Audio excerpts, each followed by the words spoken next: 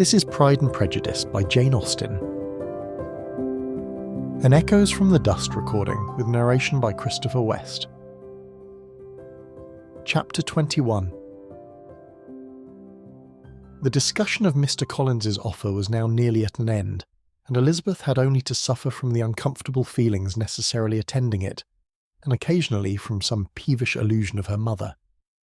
As for the gentleman himself, his feelings were chiefly expressed not by embarrassment or dejection, or by trying to avoid her, but by stiffness of manner and resentful silence.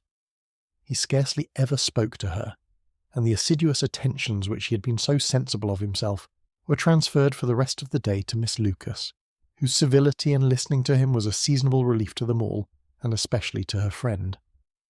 The morrow produced no abatement of Mrs. Bennet's ill humour or ill health. Mr. Collins was also in the same state of angry pride.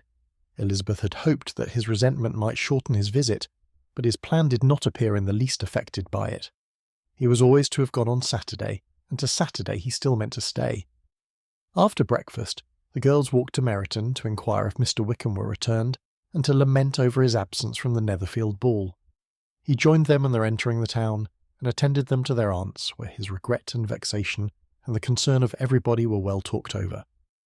To Elizabeth, however, he voluntarily acknowledged that the necessity of his absence had been self-imposed. "I found," said he, as the time drew near, that I had better not meet Mr. Darcy, that to be in the same room, the same party with him for so many hours together, might be more than I could bear, and that scenes might arise unpleasant to more than myself.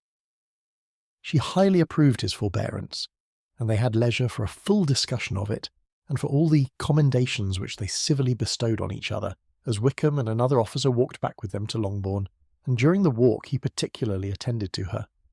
His accompanying them was a double advantage.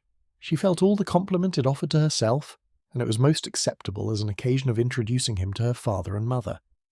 Soon after their return a letter was delivered to Miss Bennet. It came from Netherfield, and was opened immediately. The envelope contained a sheet of elegant little hot-pressed paper, well covered with a lady's fair, flowing hand, and Elizabeth saw her sister's countenance change as she read it, and saw her dwelling intently on some particular passages. Jane recollected herself soon, and putting the letter away tried to join, with her usual cheerfulness, in the general conversation, but Elizabeth felt an anxiety on the subject which drew off her attention even from Wickham, and no sooner had he and his companion taken leave than a glance from Jane invited her to follow her upstairs. When they had gained their own room, Jane, taking out her letter, said, "This is from Caroline Bingley. What it contains has surprised me a good deal. The whole party have left Netherfield by this time, and are on their way to town, and without any intention of coming back again. You shall hear what she says." She then read the first sentence aloud, which comprised the information of their having just resolved to follow their brother to town directly, and of their meaning to dine that day in Grosvenor Street, where Mr. Hurst had a house. The next was in these words: "I do not pretend to regret anything I shall leave in Hertfordshire except your society, my dearest friend, but we will hope, at some future period, to enjoy many returns of that delightful intercourse we have known, and in the meanwhile may lessen the pain of separation by a very frequent and most unreserved correspondence. I depend on you for that." To these high-flown expressions Elizabeth listened with all the insensibility of distrust, and though the suddenness of their removal surprised her, she saw nothing in it really to lament. It was not to be supposed that their absence from Netherfield would prevent Mr. Bingley's being there, and as to the loss of their society, she was persuaded that Jane must soon cease to regard it in the enjoyment of his. "It is unlucky," said she, after a short pause, "that you should not be able to see your friends before they leave the country, but may we not hope that the period of future happiness, to which Miss Bingley looks forward, may arrive earlier than she is aware, and that the delightful intercourse you have known as friends will be renewed with yet greater satisfaction as sisters? Mr. Bingley will not be detained in London by them. Caroline decidedly says that none of the party will return into Hertfordshire this winter. I will read it to you. When my brother left us yesterday, he imagined that the business which took him to London might be concluded in 3 or 4 days, but as we are certain it cannot be so, and at the same time convinced that when Charles gets to town he will be in no hurry to leave it again, we have determined on following him thither, that he may not be obliged to spend his vacant hours in a comfortless hotel. Many of my acquaintance are already there for the winter, I wish I could hear that you, my dearest friend, had any intention of making one in the crowd, but of that I despair. I sincerely hope your Christmas in Hertfordshire may abound in the gaieties which that season generally brings, and that your beaux will be so numerous as to prevent your feeling the loss of the three of whom we shall deprive you. It is evident by this, added Jane, that he comes back no more this winter. It is only evident that Miss Bingley does not mean he should. Why will you think so?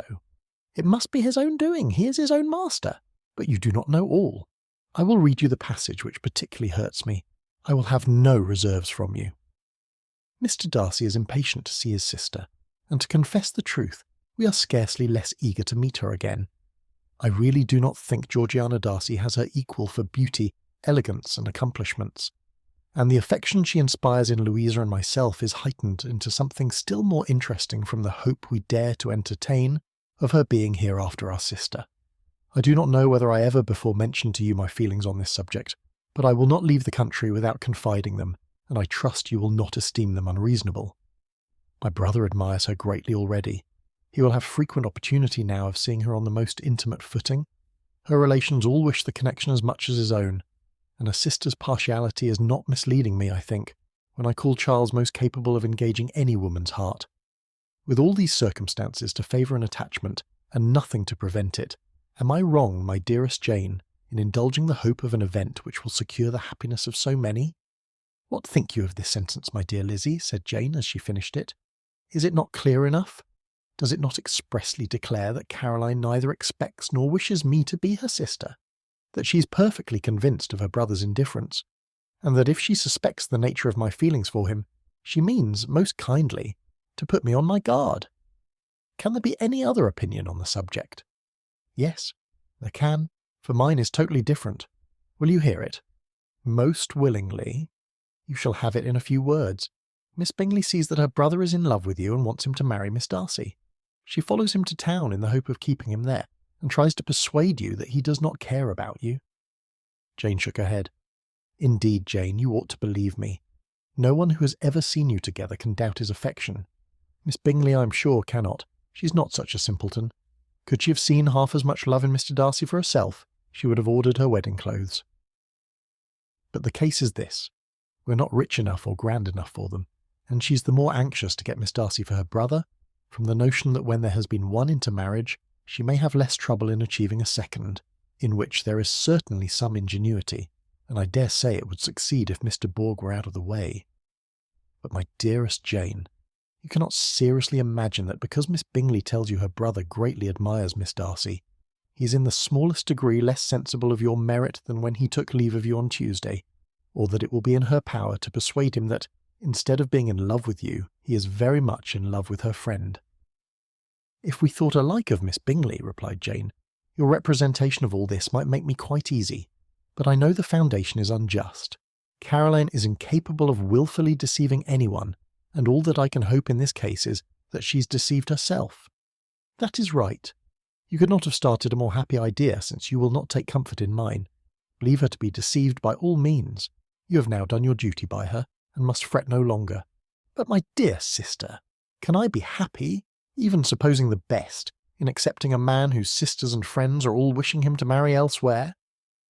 You must decide for yourself, said Elizabeth, and if, upon mature deliberation, you find that the misery of disobliging his two sisters is more than equivalent to the happiness of being his wife, I advise you by all means to refuse him.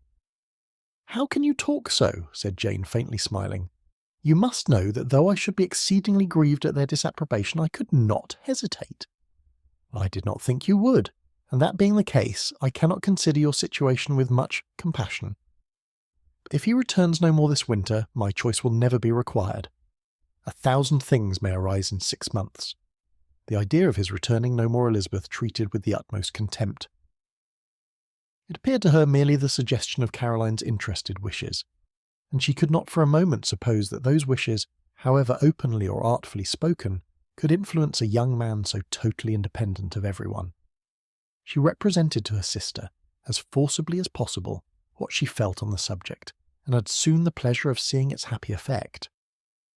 Jane's temper was not desponding, and she was gradually led to hope, though the diffidence of affection sometimes overcame the hope, that Bingley would return to Netherfield and answer every wish of her heart, They agreed that Mrs. Bennet should only hear of the departure of the family without being alarmed on the score of the gentleman's conduct.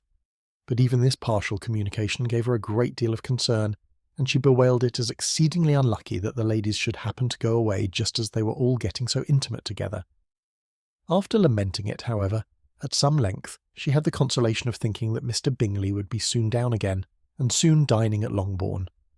And the conclusion of all was the comfortable declaration that though he had been invited only to a family dinner, she would take care to have 2 full courses. This is Pride and Prejudice by Jane Austen. An Echoes from the Dust recording with narration by Christopher West and music by Cody Martin.